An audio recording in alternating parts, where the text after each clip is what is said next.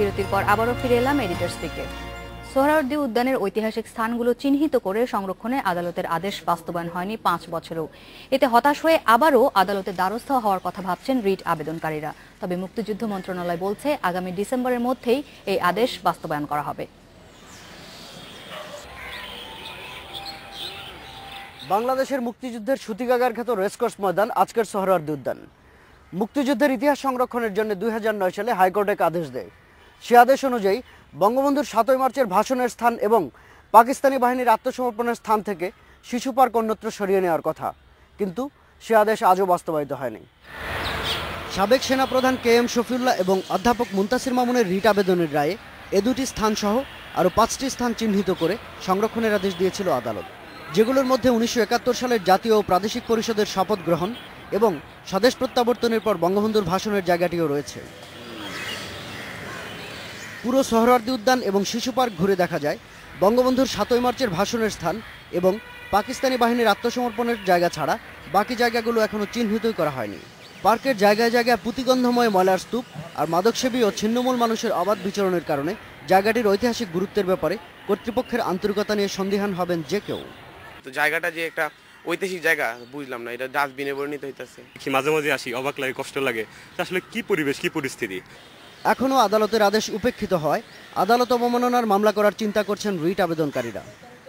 সরকার সম্বন্ধে শুধু বলবো যে তারা এটাকে ওইভাবে সিরিয়াসলি নেয় নেই, যেহেতু নেয়নি আমরা দেখি আইনের মাধ্যমে এটাকে কিছু করা যায় কিনা। আদালতের আদেশের পর দায়িত্ব নেওয়ার আগ পর্যন্ত সময়কালে মন্ত্রণালয়ের নিষ্ক্রিয়তা নিয়ে মন্তব্য করতে রাজি হননি মুক্তিযুদ্ধ বিষয়ক মন্ত্রী আকম মোজাম্মেল হক। তবে বললেন শিগগিরই শিশু পার্ক অন্য জায়গায় সরিয়ে নেওয়া হবে। পাশাপাশি সোহরাওয়ার্দী উদ্যানের পুরো এলাকাটিকে কি পয়েন্ট ইনস্টলেশন বা KPI ঘোষণা করা হবে। আমরা আগামী বিজয় দিবসের পূর্বে তো অবশ্যই করব, আমার মনে হয় না এত দীর্ঘ সময় লাগবে, তবু আগামী বিজয় দিবসে অন্য আমেজে এখানে বিজয় দিবস পালিত হবে। এটুকু। শাহাদাত স্বপন, ইন্ডিপেন্ডেন্ট নিউজ, ঢাকা। এদিকে আগামী মার্চেও শেষ হচ্ছে না মুক্তিযোদ্ধাদের পূর্ণাঙ্গ তালিকা তৈরির কাজ। আগামী স্বাধীনতা দিবসে স্থায়ী সনদ দেওয়ার কথা ঘোষণা করা হলেও কোনো নীতিমালা অনুসরণ করে তালিকা যাচাই বাছাই করা হচ্ছে, সেটাই এখনো ঠিক করতে পারেনি মুক্তিযুদ্ধ মন্ত্রণালয়।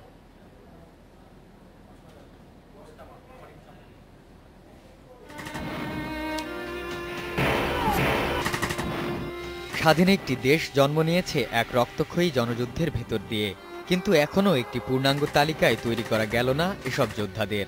সরকারি হিসাবে সনদধারী মুক্তিযোদ্ধা 2,09,000। সনদের জন্য নতুন আবেদন পড়েছে আরও 1 লাখেরও বেশি। মুক্তিযোদ্ধারা বলছেন বারবার তালিকা বদলে তারা বিব্রত। বারবার তালিকা করতে গিয়া এর পিছনে রহস্য ষড়যন্ত্রীরা মুক্তিযোদ্ধারা মুক্তিযুদ্ধ হবে না সবাই আরম্ভ করে, কিন্তু এটা চূড়ান্তভাবে শেষ করে নেই, যে শেষ করে এলাম আর তালিকা হবে না। মুক্তিযোদ্ধাদের প্রতিনিধিত্বকারী সংস্থা বলছে এসব তালিকায় অনেক অমুক্তিযোদ্ধা ঢুকে পড়েছে। জোট সরকারের সময় নতুন 44,000 মুক্তিযোদ্ধা এবং সরকারের গত মেয়াদে 11,000 মুক্তিযোদ্ধার তথ্য আবার যাচাই বাছাই করা দরকার। অমুক্তিযোদ্ধা ব্যক্তি যে জন্ম নিয়েছে 1971 সালে, সে তার সঙ্গে সঙ্গী হয়ে একই সুযোগ সুবিধা পাবে এবং সে মুক্তিযোদ্ধা বলে তার গৌরব হবে, এটি মুক্তিযোদ্ধারা চায় না। মুক্তিযুদ্ধ বিষয়ক মন্ত্রী মনে করেন যাচাই বাছাইয়ের জন্য একটি নীতিমালা দরকার। নতুন নীতিমালা অনুযায়ী প্রায় 2 লাখ মুক্তিযোদ্ধার তথ্য যাচাই বাছাই করা হবে। নীতিমালা করে তালিকা তৈরি করা 26শে মার্চের আগে সম্ভব নয়। 26শে মার্চের মধ্যে এটা সম্ভব হচ্ছে না, তবে খুবই শীঘ্রই যথাসম্ভব অল্প সময়ের মধ্যে আমরা সেটা করার চেষ্টা করব। মন্ত্রী জানান জানুয়ারি মাসে নীতিমালা নিয়ে বৈঠক করা হবে, আর ওই বৈঠকে মুক্তিযোদ্ধা সংজ্ঞা এবং যাচাই বাছাইয়ের নীতিমালা ঠিক করা হবে। Ariful Islam, independent news, Dhaka. আগে আমাদের সঙ্গে যোগ দিয়েছেন মুক্তিযুদ্ধ সংসদের চেয়ারম্যান অবসরপ্রাপ্ত মেজর জেনারেল হেলাল মোর্শেদ খান বীর বিক্রম। আমরা আবারও চলে যাচ্ছি তার সঙ্গে আলাপে। আমরা এই প্রতিবেদনটির প্রসঙ্গেতেই প্রথমে আসতে চাই, সেটা হচ্ছে মুক্তিযোদ্ধাদের তালিকা। আমাদের প্রতিবেদক জানাচ্ছিলেন, তারপরও আমরা আরেকবার স্মরণ করে দিতে চাই 1972 সালে প্রথম একটি তালিকা হলো, যেখানে বলা হলো 72,000 মুক্তিযোদ্ধার তালিকা। এরপর 1996 সালে আরও 83,000 যোগ হলো। তারপর আবারও যখন বিএনপি সরকার ক্ষমতায় এলেন তারা যোগ করলেন 44,000। তারপর 2008 সালে এসে যোগ হলো আরো 11,000। এই গেল একটা বড় সংখ্যা। এখন নতুন করে আবার যখন এই সরকার ঘোষণা দিয়েছেন যে মুক্তিযোদ্ধারা নতুন করে আবার রেজিস্ট্রেশন করতে পারবেন, সেই রেজিস্ট্রেশনে এখন পর্যন্ত আবেদন করেছেন 1,21,000। এই যে বছর বছর অর্থাৎ এক একটা সরকারের সময় আসে আর তখনই মুক্তিযোদ্ধাদের তালিকা আমরা দেখি যে নতুন করে মুদ্রণ হতে থাকে, গেজেট প্রকাশ হতে থাকে। এত পরিমাণ মুক্তিযোদ্ধা আসলে কিভাবে 5 বছর অন্তর অন্তর কিভাবে যোগ হচ্ছে, এই বিষয়টি নিয়ে অনেক রকমের বিতর্ক আছে, আপনি যদি একটু পরিষ্কার করেন। আসলে বিষয়টি এত বিতর্কের নয়।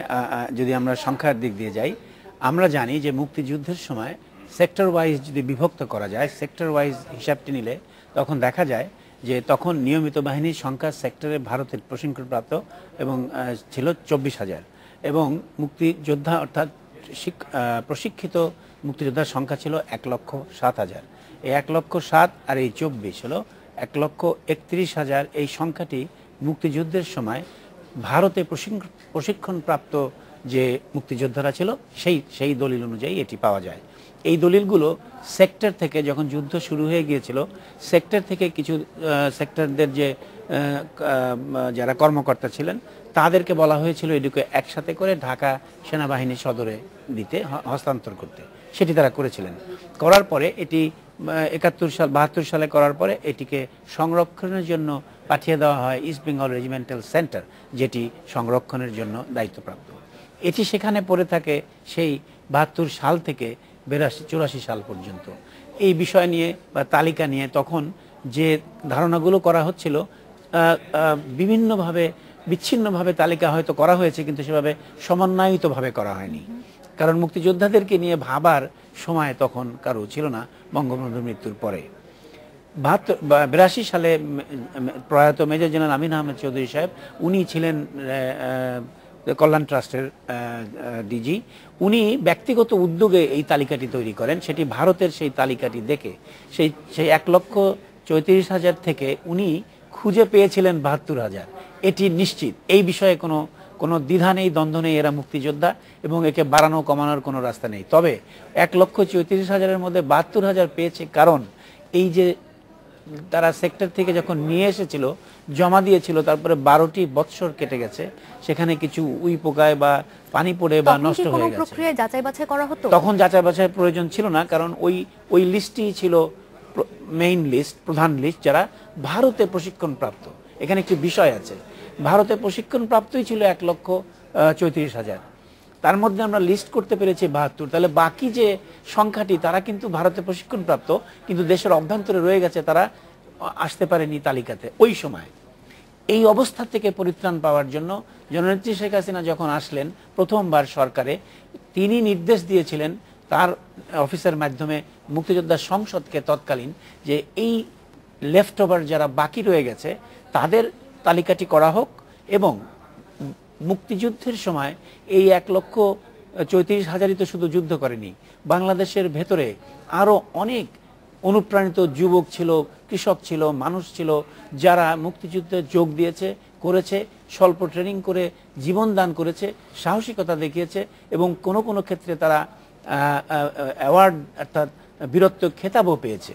এই অংশটিকেও তো যোগ হওয়া দরকার। ধরুন সেটি 1 লাখ, তাহলে 2,07,000 তো এমনি হয়ে যায়। কিন্তু আমাদের দেশে যারা আপনি যেভাবে যাদের কথা বললেন যে মাঠে ঘাটে এরকম অনেক তরুণ স্বল্প প্রশিক্ষণ নিয়ে ওই সময় যুদ্ধে গিয়েছেন, তাদের তালিকাটি প্রস্তুত করবার ক্ষেত্রে আসলে কোন বিষয়গুলো নজর রাখা যাবে বা কিভাবে যাচাই বাছাই করে এটা করা সম্ভব? সেটি আমি বলছি। তাহলে আমার সংখ্যা দাঁড়াচ্ছে 2,07,000। 1 লক্ষও যদি ধরি, আমি কথা বুঝাই, তাহলে তাদেরকে যদি যোগ দেওয়া হয় 2,07,000 হয়। কিন্তু আমরা সেই পর্যন্ত, আমরা এখন বর্তমানে আছে 2,09,000। তো 1,07,000 আর 2,09,000। এখন আমরা আসি যে এই 83 জননেত্রী শেখ হাসিনার সেই সময় যখন বলা হলো যে তালিকা করা হোক, তারা কিন্তু মাত্র 83,000 যোগ দিয়েছিল ওই 70,000-এর সঙ্গে। ওই 1 লক্ষ পর্যন্ত তারা যায়নি। তাহলে হয়ে দাঁড়ালো 1,54,000।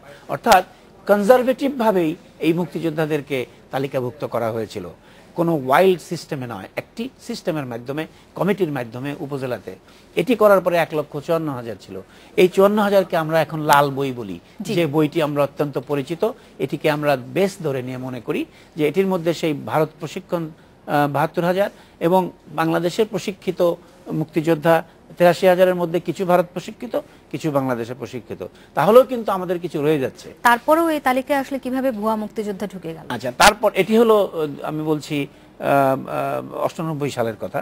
তারপরে যখন জোট সরকার আসলো, তারা এসে এটিকে সেই লাল বইটি তারা পায়নি, তখন তারা নিজস্ব মন গড়া সিস্টেমে তারা একটি সিস্টেম উদ্ভাবন করে, যে সিস্টেমটিতে ভুল ছিল যে তৎকালীন ইউনো এবং ডিসি এই এই এই এই কমিটির প্রধান ছিল এবং কেন্দ্রে একটি কমিটি করা হয়, যে কারণে ডিসি এবং ইউনোরা তারা তো মুক্তিযোদ্ধা ছিলেন, তাদেরকে একটা কমিটির মাধ্যমে তাদেরকে প্রধান বানিয়ে দেওয়া হয়, যার ফলে একটি বিশাল বিশৃঙ্খলার সৃষ্টি হয় এবং প্রায় ৪০,০০০ যোগ হয় এর সঙ্গে, এটি হয়ে দাঁড়ায় ১,৯৮,০০০। অর্থাৎ আপনি বলতে চাচ্ছেন সেই সময়ই প্রথম এই প্রক্রিয়াটি শুরু হলো, যার ফলেই ভুয়া মুক্তিযুদ্ধের বিষয়টি এত ব্যাপক আকারে ধরা পড়লো।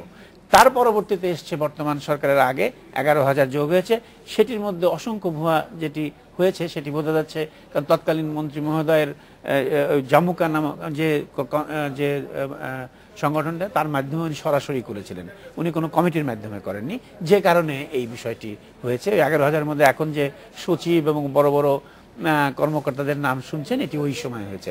মুক্তিযোদ্ধা সংসদ এই বিষয়ে সবসময় একটি স্ট্যান্ড নিয়ে এসছে, তারা বলেছে এই প্রক্রিয়া বন্ধ করতে হবে, একটি সঠিক প্রক্রিয়ার মাধ্যমে মুক্তিযোদ্ধা কমান্ড কাউন্সিলের মাধ্যমে এবং অন্যান্য বিশিষ্ট মুক্তিযোদ্ধার মাধ্যমে এটিকে করলে ওই লাল বইয়ের মতো এটিও সঠিক হবে।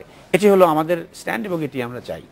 বর্তমানে মুক্তিযোদ্ধা মন্ত্রণালয় এই বিষয়ে কাজ এগিয়ে নিচ্ছে। একটি বিষয় একটু ছোট্ট করে জানতে চাই, সেটি হচ্ছে আপনি প্রতিবেদনেও বলছিলেন যে মুক্তিযোদ্ধা হিসেবে সুযোগ সুবিধা পাবার যে বিষয়গুলো, সেই সমস্ত কারণেই কি আসলে এই ভুয়া মুক্তিযোদ্ধার বিষয়গুলো না, ভুয়া মুক্তিযোদ্ধাদের ইচ্ছা থাকবে এই মুক্তিযোদ্ধা তালিকায় তাদের নাম অন্তর্ভুক্ত করতে, এবং এটি সঠিক। আমি ব্যক্তিগতভাবেও জানি সত্যিকারের মুক্তিযোদ্ধাও আছেন যারা এখনো অন্তর্ভুক্ত হতে পারেননি, কিন্তু ভুয়া মুক্তিযোদ্ধার বিষয়টি অন্য।